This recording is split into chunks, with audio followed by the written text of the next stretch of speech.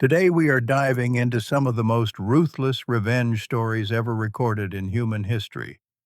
First up is arguably one of the most intense ride-or-die tales ever told, the vengeance of Olga of Kiev after the savage execution of her husband. It is the year 945. Prince Igor rules over Kievan Rus, a realm that once spanned territories of modern Ukraine, Bulgaria, and parts of western Russia. To the west lived the Drevlians, a tribe that deeply resented Kievan authority, although they sometimes fought alongside them against the Byzantine Empire. When Igor's father Oleg dies in 912, the Drevlians treat it as the perfect moment to stop paying tribute, essentially protection money, to Kiev. Igor waits 3 decades for the payments to resume, but after 33 years his patience runs out. He decides that waiting 34 would be too much and personally rides to their capital of Korostan to collect what he believes he is owed. He marches into the city with a sizable force and demands payment, which the Drevlians reluctantly hand over. That should have closed the matter, and Igor could have gone home to live a long, quiet life.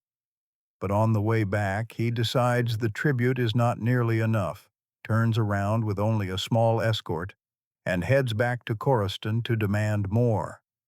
When he returns and starts shouting his new demands, the Drevlians are done playing along. They immediately slaughter his men and reserve for Igor a particularly gruesome execution. They bend 2 birch trees to the ground, tie one of his legs to each tree, then release the trunks. As the trees snap back upright, Igor is torn in half. Their ruler, Prince Mal, now feeling invincible, sets his sights on seizing the wider realm by marrying Igor's widow, Olga. But Mal has just picked the worst possible person to cross.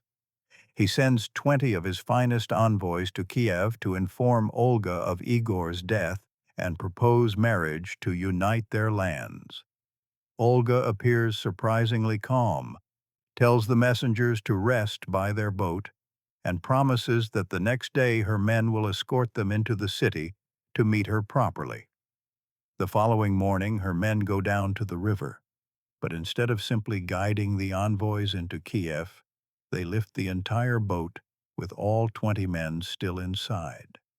The Drevlians are amazed at this royal treatment, thinking they are being honored like VIPs, until the ride gets very rough. All through the night, Olga has ordered a massive trench to be dug.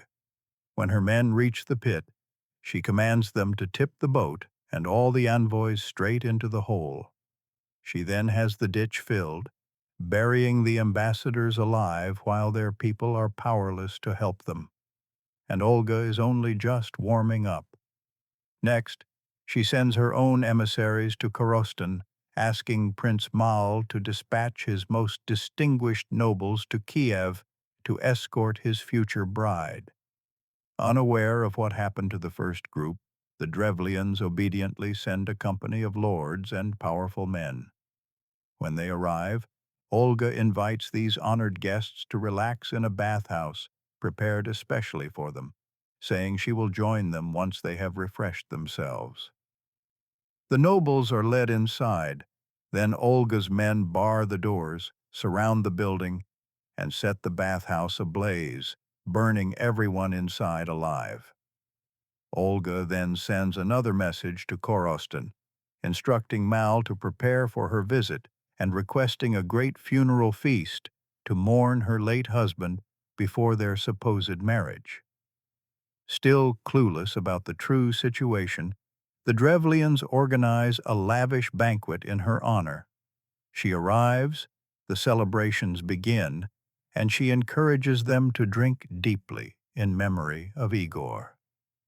The Drevlians drink heavily and soon become completely drunk. At that moment, Olga orders her men, who have been pretending to drink but are actually sober, to start the slaughter.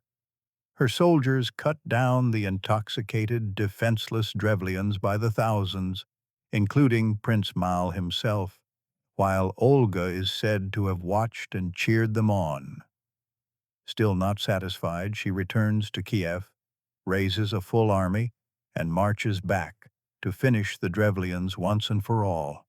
She lays siege to Korostan for over a year, during which the inhabitants endure hunger and deprivation. Finally, Olga sends a new message. If they just resume paying tribute, it can all end peacefully. Having already been deceived 3 times, the Drevlians fear that if they surrender, she will kill them anyway. She replies that she may have gone a bit overboard after Igor's death, but insists that this time she only wants a small and strange price, 3 pigeons and 3 sparrows from each household, and then she will leave them in peace. The Drevlians find this request strange, but they are so desperate for the nightmare to be over that they rush to collect the birds and hand them over. Should have just paid their tribute. That night, Olga's men tie tiny bundles of sulfur wrapped in cloth to each bird's leg, set them alight, and release them. The birds instinctively fly back to their nests, built under roofs and in buildings all across Korostan. Soon, thousands of small flames ignite across the city. Within hours, Korostan is engulfed in fire, turning into a blazing inferno as homes and structures burn down. Olga watches the city be reduced to ashes and later claims all Drevlian lands for herself. They truly should have just paid their tribute. Now we talk about Caesar and pirates. The next tale is one where it is almost possible to feel a bit bad for the supposed villains, the pirates who kidnapped Julius Caesar. The year is 75 BCE. A 25-year-old Roman nobleman named Julius Caesar is sailing through the Aegean Sea on his way to Rhodes when his ship is seized by Cilician pirates and he is taken hostage. For most people, becoming a prisoner of pirates would be terrifying. But in this situation, the pirates quickly realize they may have made a very serious mistake. They take one look at Caesar, his fine clothing, his entourage, his confident bearing, and conclude that he must be important. They decide to demand a ransom of 20 talents of silver, roughly equivalent to a couple of $1 million in today's terms. When Caesar hears the amount, he is insulted. He tells them to raise the ransom to 50 talents because he is worth far more than 20. He sends his companions off to gather the money while he stays behind as their hostage until the sum is collected. The pirates sail away with Caesar and a small handful of his men to their island base. But on the ship, Caesar refuses to act like a prisoner. Instead, he behaves as though the ship belongs to him, and the pirates are his subordinates. He wanders the deck freely, eats with them, joins in their games, and even exercises among them as if they are his soldiers rather than his captors. He shushes them when they are too loud and forces them every day to listen to his speeches and poems, critiquing their reactions when they do not seem impressed. The pirates are baffled. They have never seen a captive behave in such a way, but Caesar is charismatic and clearly their ticket to a large payout, so they tolerate his arrogance. Throughout his captivity, Caesar repeatedly jokes half-seriously that once they let him go, he will return, hunt them down, and have them all crucified for daring to kidnap him. The pirates laugh it off, thinking he is just being dramatic.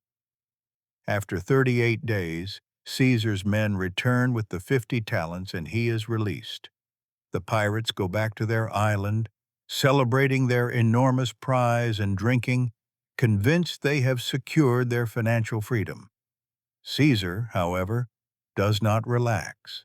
He immediately raises a small military force, sets sail straight back to their island, and captures the pirates who had held him. He confiscates the 50 talents they had just been paid, and then, exactly as he had promised, he orders that they all be crucified. Some accounts claim that, out of a strange sense of mercy for men he had grown used to, he had their throats cut first to shorten their suffering. What a kind gesture. And now 47 Ronin. Next is a legendary story of unwavering loyalty. The 47 Ronin who waited for 2 years to avenge their lord's death. The story begins in 1701 with two young daimyos, Asano and Kame, and a court official named Kira, a member of the shogun's administration responsible for teaching them proper etiquette.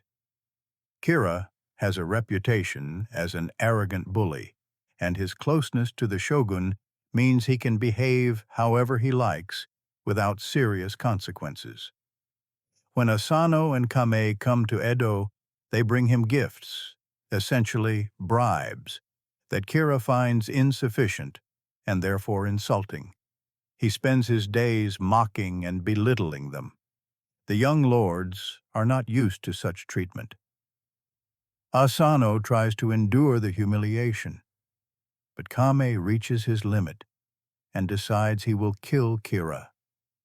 Kame's advisors discover his plan and, without his knowledge, pay Kira an enormous bribe to improve his behavior. Suddenly, Kira becomes much kinder to Kame, and in doing so, unknowingly saves his own life. Asano, on the other hand, never hears about the bribe. With only one target left, Kira now focuses all his contempt and insults on Asano. One day, in Edo Castle, while they are walking together, Kira continues to insult him, calling Asano a country bumpkin with no manners. Asano finally loses his composure, draws a dagger, and slashes at Kira, managing only to wound his face before guards restrain him. Drawing a weapon inside Edo Castle is a serious offense. Asano is arrested, stripped of his lands, and ordered to commit seppuku, the ritual suicide of a samurai by disembowelment. His domain is confiscated, his family is ruined, and his warriors become masterless samurai, ronin, forced to fend for themselves. Kira receives no real punishment, walking away with nothing more than a scar on his face. He is cruel, but not foolish. He knows Asano's samurai are deeply loyal and might seek revenge, so he hires additional guards and sends spies and even ninjas to monitor their movements. Over the next year, Asano's former retainers appear to scatter and adapt to normal life. With little need for warriors in a peaceful era, many find work as craftsmen, merchants, or laborers. Their leader, Oishi, seems to fall especially hard. He begins drinking heavily and spending his nights in Kyoto's pleasure quarters, eventually divorcing his wife and sending away his family so he can sink into despair alone. Another year passes. Kira observes that none of Asano's men seem interested in revenge. Relieved, he relaxes his defenses and reduces the number of guards at his residence. But he is utterly mistaken. The 47 Ronin have spent the entire time carefully planning their revenge. Their new jobs, their separation, even Oishi's act of being a drunk, everything is part of a long-term plan to trick Kira into lowering his guard. The men stay in contact through secret messages, preparing every detail of their assault. On the night of January 31st, 1703, 47 of Asano's former samurai quietly surround Kira's home in Edo. Before attacking, they visit his neighbors and explain that they are not thieves, but samurai seeking to restore their lord's honor, assuring them that no harm will come to anyone else. As it happens, Kira's neighbors dislike him as well, and no one tries to interfere. The Ronin quickly neutralize the outer guards, and Oishi orders archers onto the roof as lookouts. With everything in position, he beats a drum to signal the beginning of the attack. One group storms the front of the residence under Oishi's command, while another unit led by his 16-year-old son assaults from the rear. They cut down Kira's guards in a brutal indoor battle, while any messenger trying to escape is shot down by the archers above. By the end, 38 of Kira's men are dead or severely wounded, but Kira himself is nowhere to be found.